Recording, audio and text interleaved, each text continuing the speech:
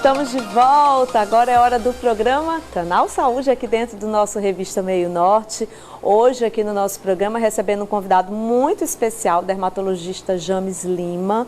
Nós já estamos aí no fim do mês de janeiro e ainda continuamos, claro, falando dessas campanhas que são tão importantes nesse mês. A gente teve aí a Janeiro Branco, que fala da saúde mental. Também temos a campanha que é o Janeiro Roxo, mês de conscientização sobre hanseníase, doença contagiosa que se caracteriza por afetar predominantemente a pele e os nervos. A condição causada pela bactéria Mycobacterium leprae causa pequenas manchas brancas ou avermelhadas. Ela afeta principalmente a pele, os olhos, o nariz e os nervos periféricos. Então a gente convidou o Dr. James exatamente para falar mais sobre essa campanha e como é importante conscientizar as pessoas sobre essa doença. Bom dia, doutor. Bom dia, Carla. Bom dia a todos os telespectadores. Obrigado pelo convite para estar aqui de novo. É sempre um prazer ter você aqui com a gente, tá? Então, doutor, essa campanha ela é muito importante, né? Com certeza. A hanseníase a gente considera uma doença endêmica aqui no Piauí. É uma das doenças mais comuns dentro das doenças dermatológicas e que pode deixar sequelas importantes, às vezes até permanentes. Então, é uma campanha importante para a gente falar sobre essa doença. O que a gente pode falar para quem está assistindo aí ao nosso programa sobre a hanseníase, inclusive para essa questão de identificar? Ela aparece ali com umas manchinhas brancas e avermelhadas, tem também a questão da sensação do formigamento, mas tem a dormência, a perda da sensibilidade ao calor, ao frio, tem a questão também da perda da força muscular, os caroços também, né, as placas em qualquer local do corpo, porque às vezes ela pode ser confundida também com a psoríase? Pode, em algumas formas clínicas sim. A gente sempre comenta que a hanseníase, especialmente no nosso meio aqui no Piauí, ela pode se manifestar como qualquer lesão dermatológica. Se você tem qualquer mancha, qualquer sinal que está crescendo, qualquer característica na pele, você já deve estar alerta para a possibilidade de hanseníase. Mas um dos principais fatores que nos leva a pensar na hanseníase é justamente a alteração da sensibilidade naquela região. Então, por exemplo, uma mancha que você apresente que tenha dormência, ou uma mancha que você apresente que você percebe que a sensibilidade de temperatura está diferente, você não consegue diferenciar o que é frio, o que é quente naquela mancha, naquela lesão, geralmente é uma lesão que acende o alerta. Um outro achado que costuma acender o alerta é também quando a gente tem manchas associadas a sintomas neurológicos. Por exemplo, dormência ou dor na perna, dormência ou dor no braço, que surgiu há algum tempo, que a gente não sabe explicar de onde veio, também aqui no nosso meio, especialmente, é um sinal de alerta importante para a hanseníase. Quais são os principais fatores de risco para a hanseníase? O principal fator de risco é a gente ter uma longa convivência com outras pessoas que tenham a doença, que sejam afetadas pela doença, ou que vivam em locais que sejam endêmicos da doença. Por exemplo, o Piauí é um estado endêmico da doença. Então, se a gente vive no Piauí, infelizmente, a gente já está exposto a esse risco. Geralmente, outros fatores de risco são doenças que diminuem a imunidade, como, por exemplo, o diabetes, a obesidade, o vírus HIV, dentre outros fatores que podem influenciar nessa questão também. Ela tem cura, doutor? Hanseníase tem cura. Isso mudou muito, graças a Deus, ao longo dos séculos. Aí, durante muito tempo, a hanseníase foi uma doença que foi tomada como uma questão que precisava isolar as pessoas, que as pessoas eram condenadas à morte. Isso mudou. Hoje em dia a gente tem o tratamento é gratuito, disponibilizado pelo SUS. E quando a gente começa o tratamento precocemente, a gente diminui muito o risco da gente deixar sequelas para o futuro. Eu fiquei na dúvida agora, doutor, queria aproveitar a oportunidade para te perguntar, onde é que vive a bactéria da hanseníase, hein? A bactéria da hanseníase, ela vive entre a pele e o nervo. Então ela pode acometer tanto a pele quanto o nervo. Por isso que geralmente no doente a gente apresenta sinais em um sistema ou em outro. E aí, geralmente, ela é transmitida através das gotículas respiratórias de uma pessoa doente. Entendi. Então, por exemplo, você ter contato tocando a pele de uma pessoa com hanseníase, você não é contagiado pela doença. Mas se você convive com uma pessoa e ela está sempre transmitindo gotículas respiratórias, isso tende a ter uma transmissibilidade maior. Entendi. Aí, geralmente, é uma doença que é de longa duração. Depois da infecção, a gente começa a perceber os primeiros sintomas depois de alguns anos da infecção. Então, é comum a pessoa descobrir que tem hanseníase depois de 5, 10, às vezes 15 anos depois de infectado. Tem uma telespectadora que mandou mensagem aqui pra gente falando que teve um diagnóstico de psoríase, mas depois descobriu que não era psoríase, sim hanseníase. E aí é comum isso acontecer, doutor? Inclusive eu queria aproveitar para o senhor também falar sobre essa questão da psoríase, porque está chegando um monte de mensagens aqui no programa. Qual a diferença entre as duas e por que muitas vezes se faz esse diagnóstico, pode ser até precoce, né, às vezes? Assim, a psoríase geralmente é uma doença inflamatória mais ligada à imunidade, ela não é uma doença infecciosa causada ela não por pega, bactéria, por exemplo? Não pega, não é transmissível. E é uma doença que geralmente se manifesta por lesões vermelhas descamativas. Geralmente aqui nessas regiões dos cotovelos, joelhos. Couro cabeludo também, muito comum. Couro cabeludo é comum, muito né, comum. doutor? E assim, psoríase é uma doença que a gente não cura, infelizmente. A gente trata, controla.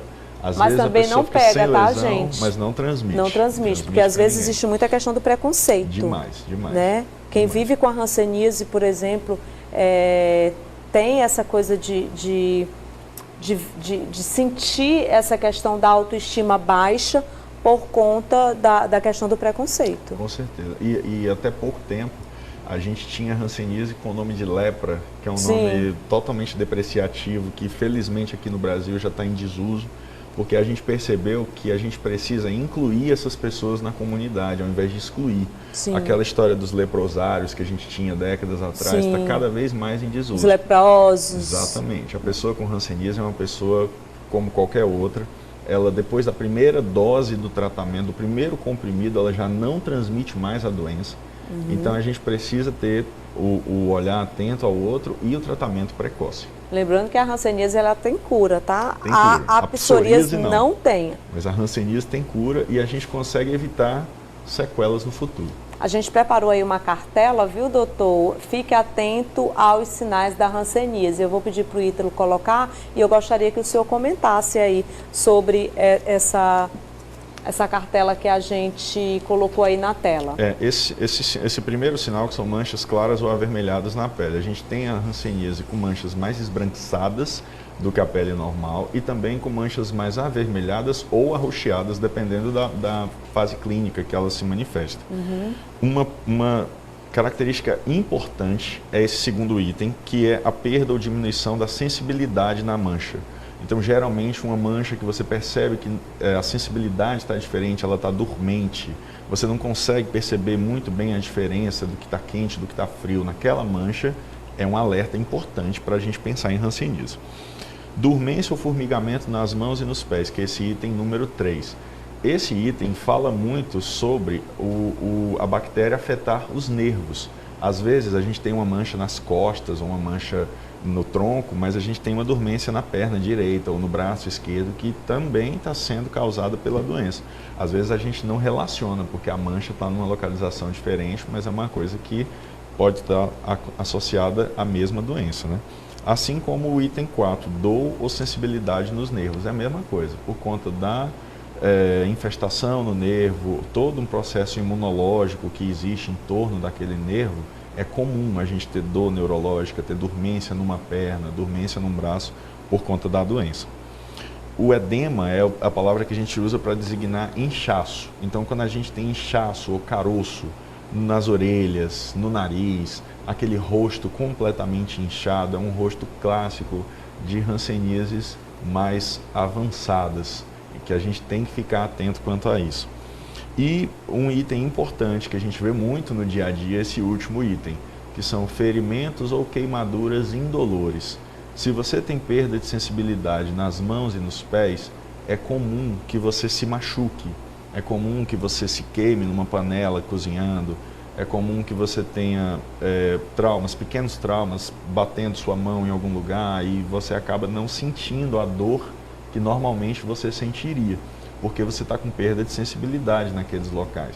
E com isso, dia após dia, ao longo do tempo, com esses vários ferimentos repetitivos, existe uma tendência que você fique cada vez mais com ferimentos, com queimaduras, às vezes inclusive com sequelas nos dedos das mãos, nos dedos dos pés. Então é importante a gente diagnosticar precocemente antes de que a gente tenha essas sequelas instaladas no organismo. Por isso a importância realmente de você ficar muito atenta aí aos sinais. Ontem mesmo, doutor, me queimei fazendo comida. Olha só. Você falou aí sobre a queimadura, que às vezes a gente está ali, né, no fogão fazendo comida e tal, e a gente pode se queimar porque acidentes comuns que acontecem, né? Verdade. Então aqui, ó, tô toda queimadinha aqui, gente, ó, foi ontem fazendo comida lá em casa para os meus filhos. Meu filho chegou de viagem, aí fui fazer almoço para eles e me queimei lá no fogão. Então um assunto, é muito importante esse alerta, porque muitas vezes isso acontece, quem tem hanseníase não sente. Não sente, você sentiu direitinho. Ah, eu senti, então hoje está doendo. É toda maldade.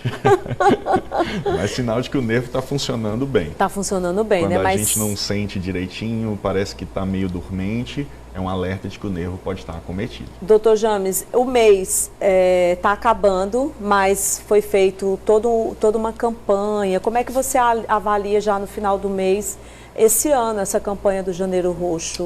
Superou as expectativas de vocês? Existem movimentos importantes aqui em Teresina, que são o movimento das pessoas que são afetadas pela hanseníase, que envolvem vários profissionais, não somente os dermatologistas, mas terapeutas ocupacionais, fisioterapeutas, psicólogos, vários profissionais de várias áreas, especialmente no Hospital Universitário e no Centro Maria Imaculada, que são os dois principais polos de hanseníase aqui em Teresina.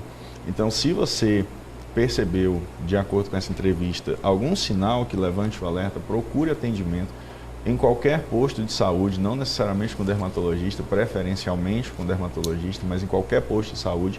É importante diagnóstico precoce para a gente evitar sequelas que podem ser permanentes. Inclusive o tratamento é gratuito, tá, gente? Gratuito pelo SUS, com Pelo certeza. SUS é gratuito. O importante é realmente você percebeu que através dessa entrevista aqui você está tendo esses sintomas e muitas vezes você pode estar achando que é alguma outra doença e você não procura ajuda, busque ajuda, tá em qualquer posto de saúde para você descobrir se você está com a hanseníase ou não, porque ela tem cura, mas é preciso que você faça todo o tratamento para você poder se cuidar, né? Obrigada, viu, doutor James? Eu que agradeço, obrigado pelo convite. Volte sempre, tá bom? Obrigado, querido. A gente encerra o nosso canal Saúde de hoje, agradecendo o carinho da sua participação. Fica com Deus, gente. Beijo. Tchau.